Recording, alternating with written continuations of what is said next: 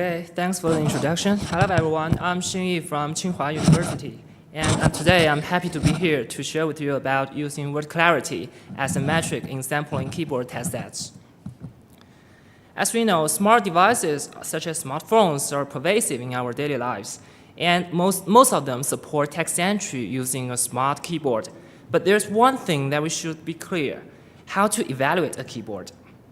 And typically, there are two kinds of evaluations. That is, one is to allow users to freely composite their task phrases, and the other is to ask participants to transcribe some predefined task phrases.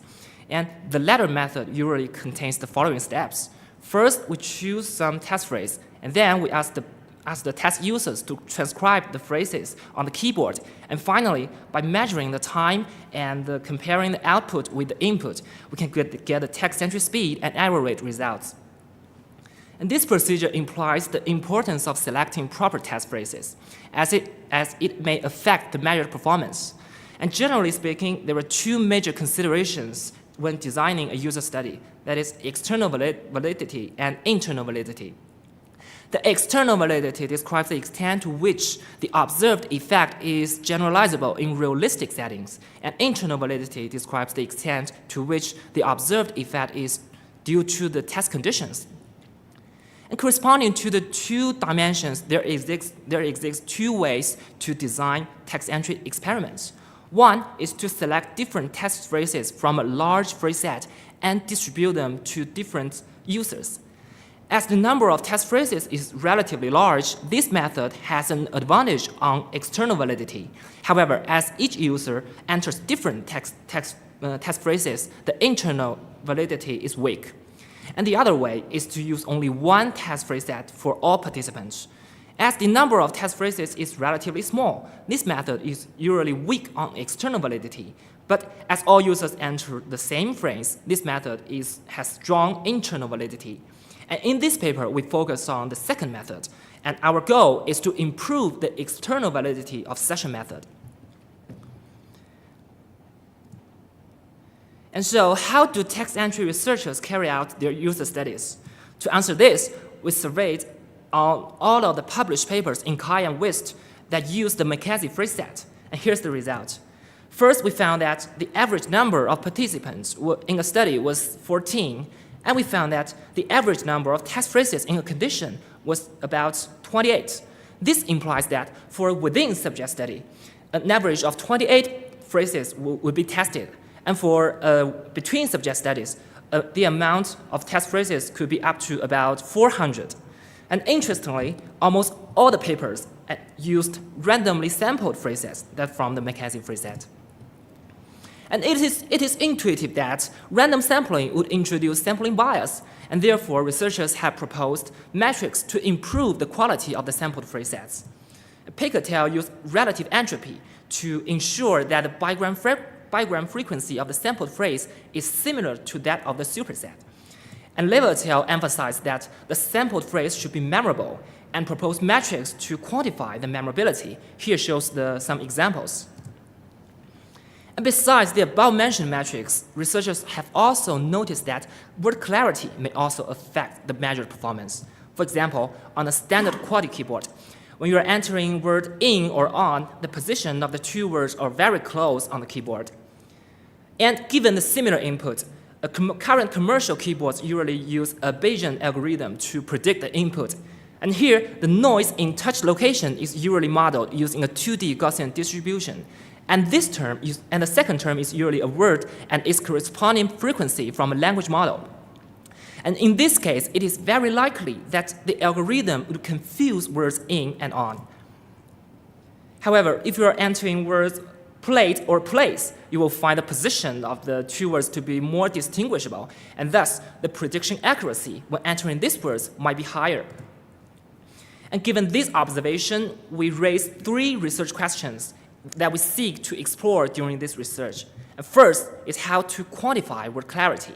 And second, does word clarity affect text entry performance? And third, if the effect really exists, how can we consider this in sampling test phrase sets? Now let's go to the first question. And when quantifying word clarity, we need it to be principal and has probability interpretation.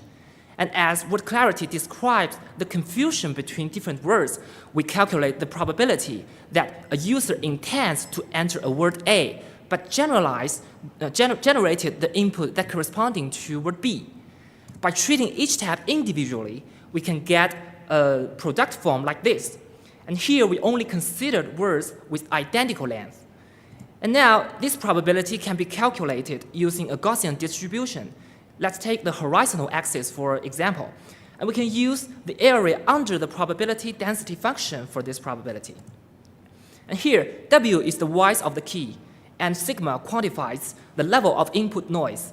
Considering that this integration form would couple these two parts together, we applied an approximation to simplify the calculation. That is, instead of calculating the integration, we used a trapezoid to approximate the area and calculate the value using this formula. And now we can expand the Gaussian distribution and get a final result. And now we have calculated the probability as this. And we can notice that this part is the only term that describes the difference between word A and B. And it is independent of user's input ability. Therefore, we can discard other constant terms and use this term to define the distance between two words. And finally, we hope the calculated metric should be generalizable to different keyboard scales. Therefore, we normalize the result with keyboard size. And now we have the distance between different words. We can illustrate the distribution of words like this. Each word can be represented by a dot. And for any word, for example, your, we define the clarity of this word as the minimal distance between this word and all other words. And to calculate the distance, there are two independent factors. One is the keyboard layout, and the other is lexicon.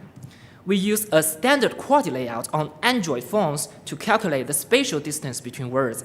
And we processed the Enron corpus as our lexicon, which is used for finding all confusion words. And using these settings, we calculated the word clarity of all the words in our corpus. And this figure shows the distribution of word clarity. We can find that although the range of word clarity is very wide, but most of the words only have a relatively small word clarity. For example, about 78% of the words have a clarity less than 15. And we also verified that longer words tended to have higher clarity, as they usually have less confusion words. However, the standard deviations is large for long words. This suggested that word length per se is not sufficient to model word clarity. And now let's come to the second problem. Does word clarity affect text entry performance? To answer this problem, we first conducted a simulation. We first choose test words and use a touch model to generate simulated tabs and for these words. And we then feed the simulated tabs to a statistical decoder and compare the output with the input to evaluate the performance of the keyboard. We tested 3 keyboard sizes, ranging from smartphone size to smartwatch size, and we tested all words in the McKenzie phrase set. For the touch model, we used different parameters for each keyboard, respectively, which are all from existing works. And this figure shows the simulation result. We grouped words with different clarities into 5 bins and calculated the average error rates in each bin. We can see that for all the 3 keyboard sizes, the error rate drops monotonously with increasing word clarity. And the error rate in bin 1 was 32% for the small size keyboard and 4.3% for the big size keyboard, while in bin 5, the error rates were all below 0.6%. And to summary, we found that words with higher clarity tended to yield lower error rates. And besides, the effect of word clarity was more significant when keyboard becomes smaller. But is that enough? We still have concerns regarding the result. One is that, do these effects also exist in real user studies? And second is, what about the results about text entry speed? So to explore these questions, we conducted a user study. We tested 2 keyboard sizes, one for smartphone and one for smartwatch. Participants used a classical Bayesian decoder and entered 3 different phrase sets. The easy set has an average word clarity of about 10, and that of the hard set was about 1. And here shows the text entry speed result. As expected, users typed slower when the task sets were harder. And specifically, the speed on the easy task set was 11% and 25% faster than that on the hard set, respectively. And regarding error rate, the error rate on the hard set was 1.5 times and 5.2 times of that on the easy set. This suggested that the effect of word clarity was also significant in real text entry user studies. And now we have shown that word clarity of the test phrase sets could bias the measured performance in text entry studies. And so let's come to our third problem. How can we balance the effect of word clarity in sampling test phrase sets? And we first formalize the problem of phrase set sampling. We have U as the big corpus that approximates the target language, and S as a set of candidate phrases. Our task is to sample a subset of S that is most representative of U. And in this paper, we use our processed neuron corpus as U and use the popular McKenzie phrase set as S. And in phrase sampling, we consider 3 metrics to optimize. First, we derive the metric of word clarity from the KS test. It can be interpreted as the maximum vertical distance between the two word clarity distribution from 2 phrase sets. And the smaller the value is, the more likely the 2 distributions are. And besides the word clarity metric, we also incorporated bigram probability metric and memorability metric. These are from existing works. And for more detailed description of the formulas, please refer to the paper. And given the 3 metrics, we use Pareto optimization to solve the multi-objective optimization problem.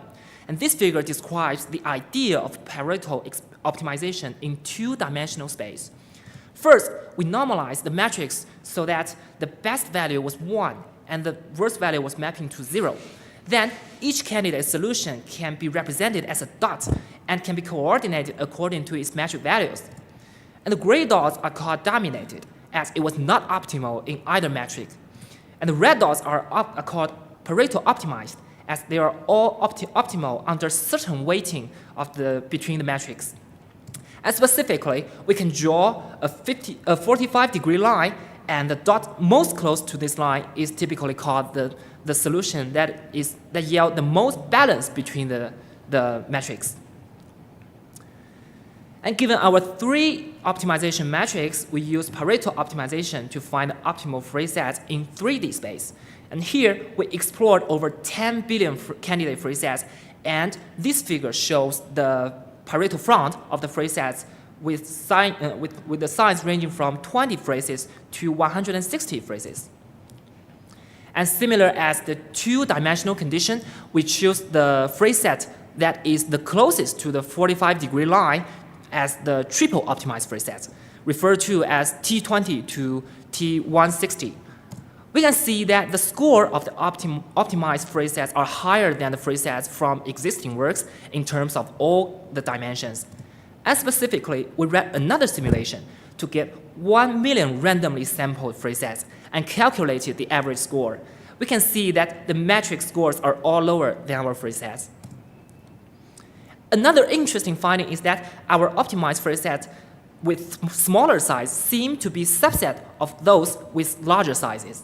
And this figure shows the number of identical phrases between each pair of the phrase sets. And here shows the T20 phrase sets, for example, and the orange ones are those who are also in T40. Now it's time to wrap up our work according to the 3 research problems. First, we proposed the calculation of word clarity based on probability interpretation. And second, we verified the effect of word clarity on text entry performance through simulation and user study. And last, we proposed a set of Pareto optimized phrase sets that optimize the 3 metrics. Of course, our work also have limitations. First is that we define the word clarity, we define the word distance between words with only identical length. It is helpful for simplifying our calculation. However, generalizing it to between any 2 words should be valuable for commercial keyboards. And second, we only define word distance for smart touch keyboard, while it is also worthwhile to generalize a similar metric for smart gesture keyboard. And our optimized phrase sets have been published on the internet for immediate use, and you're welcome to contact me to provide your feedback when using them. And that's it. Thank you very much, and I'm happy to take questions.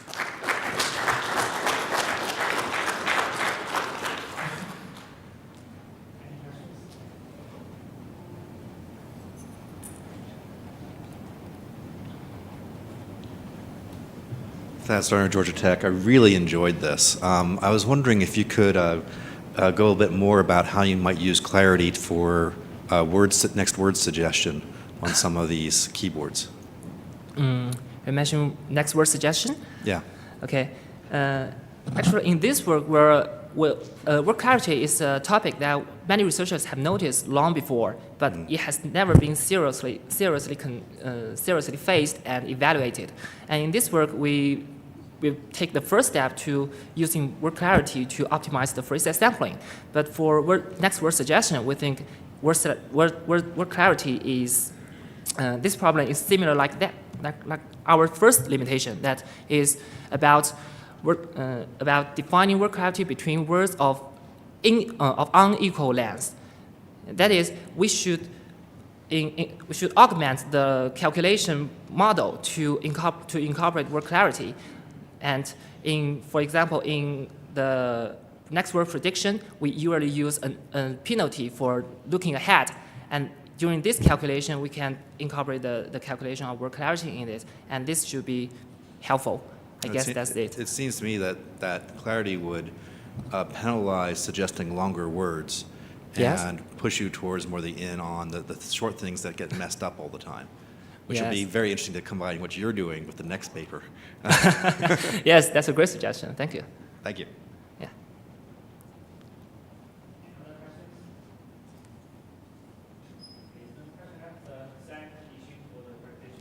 Okay.